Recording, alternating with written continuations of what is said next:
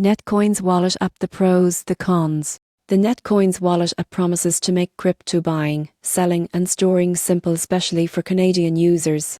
But is it truly as beginner-friendly and trustworthy as it seems? Let's dive into the pros and cons to find out. Starting with the pros, one of the biggest advantages of Netcoins is that it's fully regulated in Canada. The company is registered as a money services business under FinTrack, which means it operates under clear financial compliance rules. That's a major plus for users who want to invest with confidence without worrying about shady offshore platforms. Next, let's talk about ease of use. The Netcoins Wallet App was built for simplicity. It allows users to buy, sell and trade popular cryptocurrencies like Bitcoin, Ethereum and Litecoin directly with Canadian dollars. You can fund your account through e-transfer or wire, making the entire process quick and familiar. Another great feature is zero funding fees. Many exchanges charge hidden costs just to deposit or withdraw money, but Netcoin stands out for keeping it free, a refreshing difference in today's market. Now, for the cons. The first limitation is geographic availability.